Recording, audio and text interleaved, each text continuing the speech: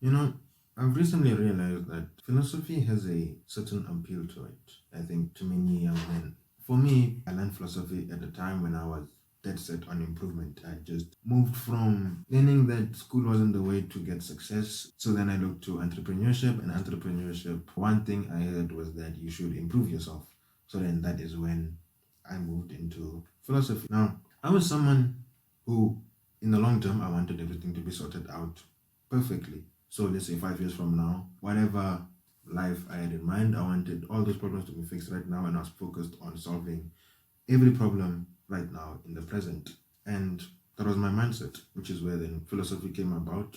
And that is how then I started to learn, or well, understand a bit more about what life about, the different structures that you get about life, how to control yourself, things like that. And while philosophy has helped me in understanding what actions I should take, doesn't mean the magical drug that it seemed to be when I got into it. Like many different things that seem to be the magical drug or that seem to be the thing that will solve the problem, it won't really solve all your problems, and individual will be tackling one. Now, philosophy has this flaw, or everyone who gets into it continues to be fascinated by it because a lot of frameworks that you learn. If you want to go into self improvement, philosophy is the thing that just takes it a step higher. And if you're obsessed with self improvement like I was, it's the thing you should go for. And I think the main problem with philosophy, which it's not really a problem, but it ends up leaving you with the feeling that you are actually making your life better. I won't really explain what I really meant by that statement because chances are, if you're watching this, you're also a philosopher or trying to get into philosophy.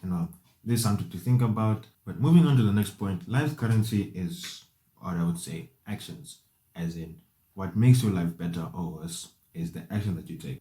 You're either doing something, and by not doing something, you're doing something. So if you choose to not do something, that is an act of doing something. And those actions are what make your life better or worse. That's what I mean when I say life's currency is actions. Now, sure, not all actions are created equally, and philosophy is something that gives you the framework of what actions you should take and not take, which ones you should go for and which ones you should avoid, depending on the goals that you want. It gives you the clarity. There's many things that philosophy gives you, but therein lies the problem that philosophy gives you frameworks or mental models that you can use, and well, it allows you to dive much deeper into yourself. There's a difference between acquiring the frameworks or learning about the frameworks and the mental models, and there's a difference between taking the actions that you know you should be taking. And those are two separate things where, on one hand, you're learning about what you should be doing, or you're getting frameworks that tell you or make allow you to make better decisions on the things that you should be doing. And then on the other hand, here's the actual actions where you're putting your feet to the ground or you're doing the actual thing or you're doing the action. Now I think the place where philosophy gets a bit confusing or misleading, or people go into it with a mindset that it achieves something that it doesn't, is how the frameworks are talking about the actions you should take.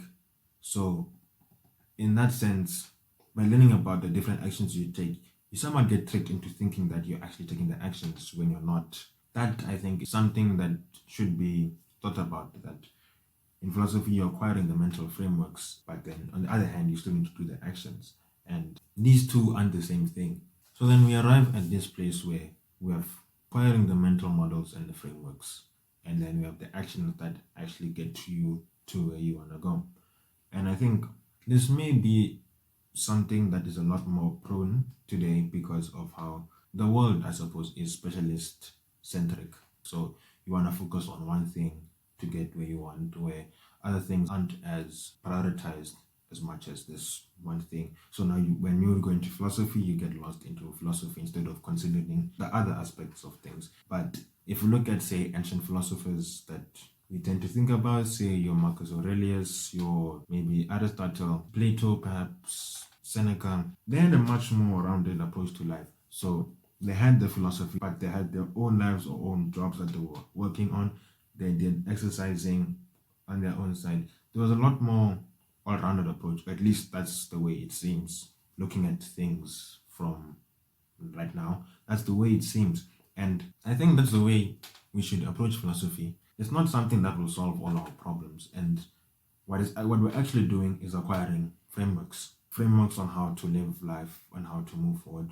But those frameworks aren't actions. They just someone sit at the top figuring out what to do, what not to do, but that they don't replace the actions that should be taken. And if you go back to how ancient philosophers lived their life with a more holistical approach, looking at everything, maintaining everything, I think that's a better way to look at life than this specialist centric one where we're just focused on one thing without all the others. And I suppose if you are younger, say maybe 13, 14, 15, I do relate with the idea that there's just so many different things that you have to work on where you are that it feels that you want to get things done as quickly as possible. The world is a lot more vast and broad than you think. And it makes sense that there are many, many different things to think about. But at whatever age you may find yourself in, there's always something to learn. So I think getting used to the idea that things will happen when they should happen is a much better way of going about things instead of trying to cram and do everything that you can to get to the end of improving because there's always something to improve on. Now, it is with that I'm saying that philosophy won't be something that will solve all your problems that you have. You still need to do the actions, but from my experience, it is something that will get you way further than you think. Something that will get you really close, but that should not be at the expense of the different other skills that you should be learning.